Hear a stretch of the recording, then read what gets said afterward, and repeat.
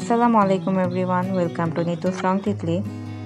এবার বাড়ি এসেছি পর থেকে কোনো কিছুই সেরকমভাবে রেকর্ড করা হয়নি। আমার মোবাইলটা একটু প্রবলেম দেখা দিচ্ছিল, এডিটিং করা যাচ্ছিল না ঠিক মতো, তাই এই কয়দিন ফোনে আর কোনো হ্যাভি কাজ করছিলাম না। এখানে আমার দাদি শাশুড়ি পা দিয়ে গমগুলোকে এক জায়গায় করে নিচ্ছে, তারপরে এগুলোকে ঝেড়ে দিচ্ছিল। ঝেড়ে দেওয়া গমগুলোকে আবার ছাদে নিয়ে আসা হয়েছে।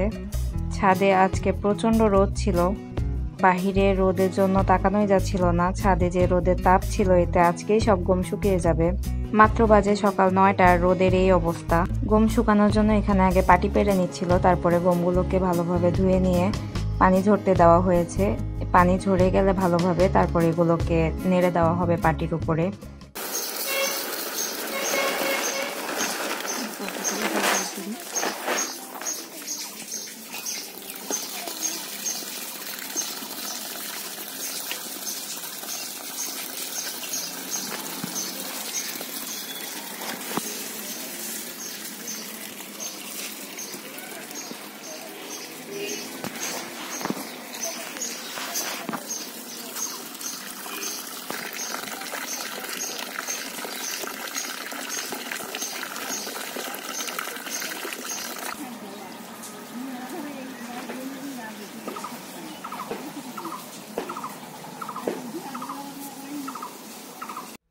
বাসায় এসে রেডি হয়ে বের হয়ে পড়েছি। আমি আর আমার ননদ যাব আমার নানি বাড়ি।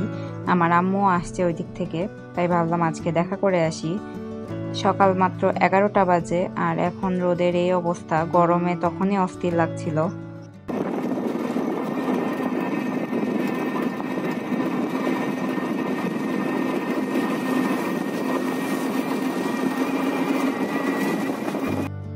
নানি বাড়ি এসে সবার সাথে গল্প শেষ করে এখন বাসায় চলে যাব। বেশিক্ষণ থামিনি, 2 ঘন্টার মতো ছিলাম। এখন এসেছি নানি বাড়ির পিছন দিকটায়। এখানে হচ্ছে পদ্মা নদী চর পড়ে গিয়েছে। নদীতে যখন পানি হয় তখন এই জায়গাটাতে আসলে অনেক ভালো লাগে। এখন তো গরমের জন্য দাঁড়ানোই যাচ্ছিল না, আমরা বেশিক্ষণ দাঁড়াইনি এখানে। আসার সাথে সাথেই আবার চলে যাচ্ছিলাম।